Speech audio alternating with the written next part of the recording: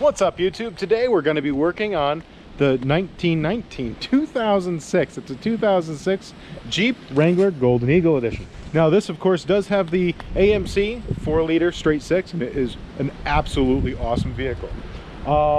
This has pretty much been my workhorse for years. It's gotten me out of quite a few binds. After the car accident, this was my only vehicle that I had, so although it's really bad on gas, it was very, very quintessential to pretty much my life for years. It was a gift from my father. It's really, there's not been a vehicle I could think of that's, well, actually a 97 Corolla that got me out of a lot of issues. Here I am talking again. So it's a big part of my life. I could never let this vehicle go, but we do need to do some maintenance on it. Its inspection is up. I haven't driven it in probably like 4 or 5 months, actually probably close to 8 months since the twins were born, and I can't really fit them in the back. So the winter coming, we have a chance of having quite a bit of snow this year. We've had a lot of acorns, so it's pretty bad. We got to get this thing inspected, and the only way it's going to pass inspection is if we replace the calipers, rotors, and brakes. So this is how you change the brakes in a TJ Jeep Wrangler. All right, I'm actually going to move you guys a little bit more over to here so you can see it, because the wheels are turned a little bit. Now, I would like to get a new set of rims for these. They are starting to get a little bit rusted, but there's actually a lot that needs to be done on this vehicle. But it's more along the lines of we got to get this thing serviceable and on the road at least for one more winter before we do a restoration on it. Overall, it's very easy to change the brakes, and it's something anyone really can do. Make sure you loosen up your lug nuts while it's on the ground, so that you're not sitting there fighting against. Although it might not be too much of a problem, I can drive this around, but the brakes have been actually one of the reasons why we're doing this is because it's been sitting so long. They were already starting to have, oh yeah, that's just, for some reason that's a different size.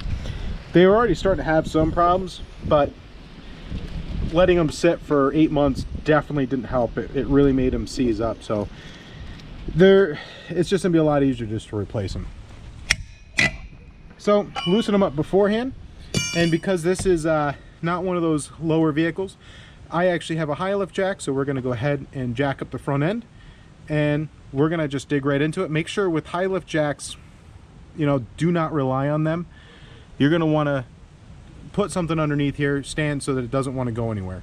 They're great, but not the most stable jacks in the world. Don't rely on them. So I'll get this jacked up and we'll take this off and we'll show you how to do this.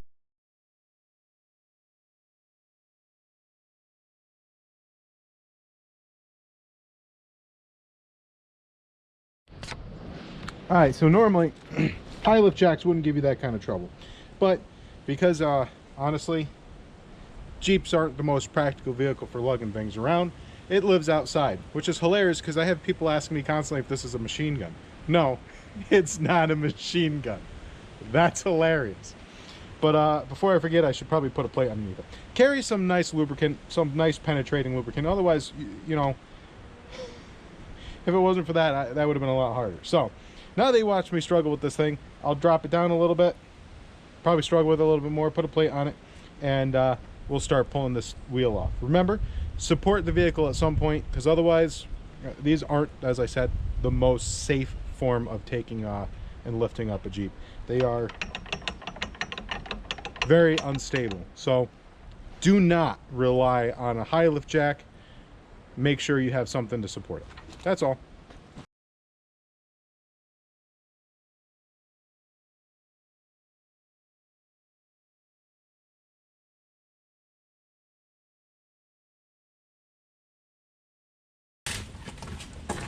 All right, so grab yourself a handful of zip ties so you can zip tie your brake line up somewhere. That way it's not sitting there just flopping in the breeze. We're gonna have to drain, or not drain the brakes, but we're gonna have to bleed the brakes anyways because we're gonna remove the caliper. It's pretty straightforward. If you can tell, there's the caliper's held on by 2 bolts. It is pretty small. And don't throw these away. I can't believe $35 cord charge. That's crazy. So We're going to take the calipers off, then the rotors will hopefully not be rusted too much on there, and it's just a matter of putting the new pads on the rotor, the caliper, sorry, putting the new pads on the caliper, putting the rotor on, and going ahead and slapping it together. It's very easy. If you're trying to do this at home, you know, just make sure that you're not putting the pads on backwards. That's pretty dumb. I've seen it happen though. So I don't imagine, I did the rears last year, so I don't imagine these will give me too much of a hard time. But pretty straightforward. I wonder if these are all the same. Of course they're not. So that's always a question for me, or my question to engineers. You know you're gonna end up putting this, someone's gonna be taking this apart, right? Why would you have right next to each other two different size bolts? That's downright annoying. But that's just me rambling on about it. So she's kind of rusted. Actually, down here she's very rusted. So I would really love to redo this Jeep. It's it's my father's. It was my father's, and I don't want to see this thing rust away to nothing. So it's just not how I would hate to see that. So, well, you saw there, just my own personal thing. I tighten a little bit first. I have a tendency of being easier to tighten it for some reason versus loosen it. But tighten a tiny bit, and then that generally breaks the scale off. And you can just go ahead and then take the nut or bolt, depending on what you're working on, right off. So we're going to get a zip tie ready and take this off, then these two bolts.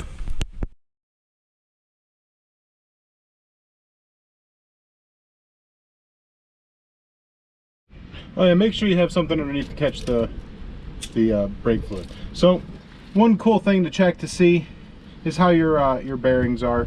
You know, this one feels good. I don't have any play whatsoever. And you can see that the actual pads, this one's starting to get pretty bad, but I still have life on these.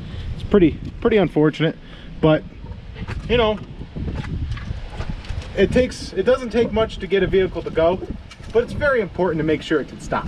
So I always like to make sure I get the better stuff. It's a peace of mind. Although I think it would be awesome if a lot of these manufacturers use stainless steel brake lines instead of generally just total trash ones. But that's just me ranting, of course. So I use weights to pretty much use as platforms on gravel, but I know a lot of people that use rotors for that. That's a good thing to keep if you're you don't have a set of weights laying around that you're not going to use. So if you can't tell that, I don't really use weights. All right, so I have some brake cleaner inside. Once we get the new rotors on, we'll hit them with some brake cleaner, so we're not we're not stopping using the power of whatever grease they use to protect these things. But they're not high performance, but they're more than enough for what you need on a good old Jeep. So go ahead and we're gonna pause you guys for a second while I go get some brake cleaner, and we'll go ahead and wipe this down. Alright, so make sure you use a clean rag for this. There's no point of using a greasy rag to wipe off grease. All you're going to do is just put more grease on. So we'll go pull that off, spray her down, clean her up, and don't use your greasy hands to put it back on afterwards. Give me a second. Alright, now that that's nice and clean, put that back on. Can't see what I'm doing. There we go. Alright, so now we just have to go ahead and throw the caliper on and put it back together exactly how you took it off. Make sure that you read the specification for the torque setting, because it is very important to make sure this goes back on. And if you want to do it the way that most people do it, just do it the way the Germans do it. Good and tight. Here's the actual rotor going on to your car, or in this case the Jeep Wrangler, and it's pretty straightforward. For some reason, when I got the box, it's like my mom's Christmas presents. It's like a Russian roulette, what you're going to actually get. Don't ever trust the box cover. But it showed 2 pistons. I was like, oh man, really an upgrade? But no, it's just a single piston. Anyways, one of my favorite channels is Chris Fix, and Chris Fix had a really cool episode on how these were made. And I really love the, was it History Channel that had episodes like that? And he was showing the different qualities and stuff. So I always get the best ones that they have at the store. I don't know if that really means much or not, but I don't know. I always put a lot of faith in the ability to stop. They go on pretty straightforward, at least on this vehicle. Every vehicle is different. And once you clip them in, you're going to go ahead and put them back onto your vehicle, like how they show it in the manual, or however you're doing it. So if you're into instructions, this box did come with instructions on how to put the clips on. The clips go on pretty straightforward. Of course, you have, this box has both sides inside it. Once again, pretty straightforward. This one goes in the piston side, this one goes on the affixed side. So, well, make sure that you're doing it right. It's kind of hard not to, but I don't know, I've seen stupid stuff. If someone's got enough will, they can do it wrong. All right, we'll get this all buttoned up and fix up the other side, and that will be a pretty quick fix for anyone that has the ability of turning a wrench.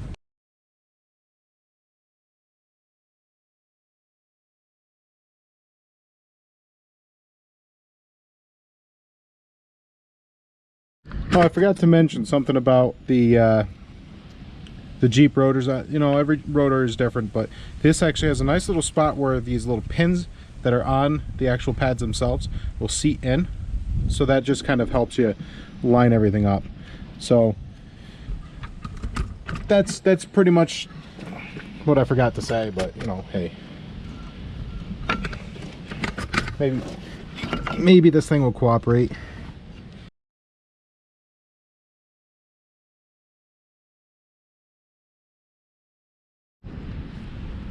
All right, once that's all done, do me a favor, don't use the original bolt here. Use the new one. It comes with a new washer, everything you need. So it's got 2 little copper crush washers. You're gonna do one. Oh, it'll help if I clip that first. Put that drain bucket back underneath there. You're gonna do one on the bolt side and one once you go through it. You're gonna go ahead and take that other washer, put her,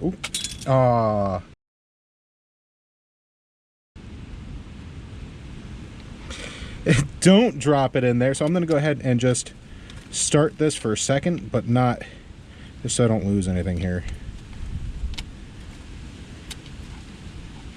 And then I'm gonna have to go in that drain bucket, which has all kinds of cool liquids in it, and find that.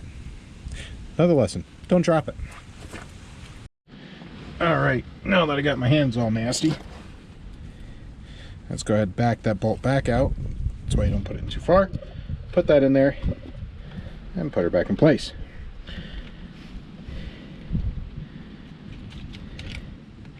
And normally, you know what, I'll show you, because I normally do my brakes on myself, all by myself. So I'll show you how to bleed the brakes, at least the way I was bleeding the brakes, and you have no one else there to help you out. Let's see.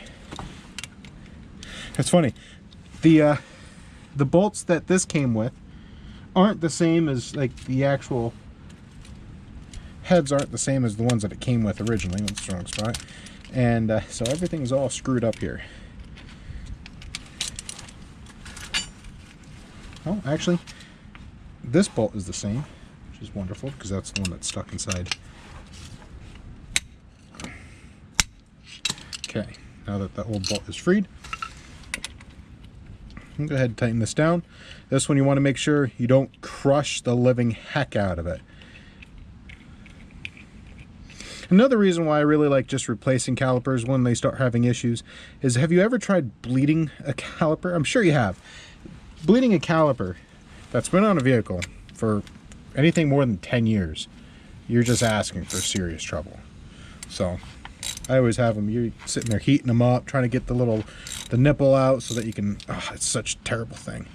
Okay, so tight, but not two pieces. And that's all it takes to change a rotor, caliper, and brakes on a 2006 or any of the other TJs, which is actually my favorite body style, but I really like the CJ5s as well for different reasons.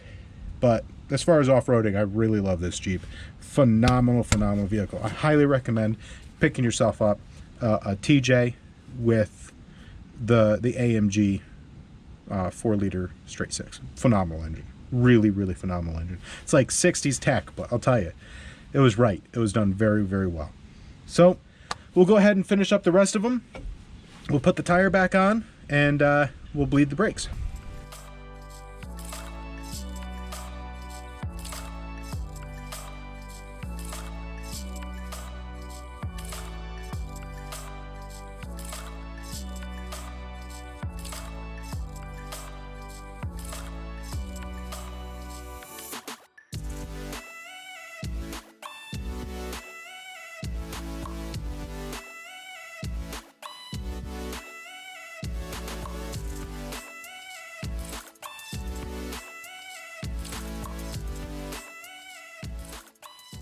So I don't know if I'm going to use that footage or not, because I don't know how well you could have seen me, but it's pretty straightforward putting it back together. But something that I got to say is, what in the hell? Why are they different colors? Come on, guys. You know, obviously it's only a Jeep Wrangler that, you know, I like to drive around and not look dumb. Not that you're going to see the calipers, but, you know, if you're going to paint them all the same color. You know, black is perfect. I don't really care. You know, it's not like red calipers make it go faster or something stupid, but I think the other ones were like brown, and these are like, I'm mining for silver. What the hell? So anyways, it's back together, pretty straightforward. We'll throw the wheel back on, and I'm actually going to bleed the brakes tomorrow because it looks like it's going to start raining, and it is already really cold out, so I don't want to get that. And it's dark. I don't feel like pulling the light out just for bleeding the brakes. But there's a really cool method on how to change or bleed the brakes all by yourself. And I don't have a special like pump tool, so I'll show you guys how to do that. For me, it'll be tomorrow, but for you guys, it'll be in like 30 seconds. So time travel. All right, so I'm actually going to end now.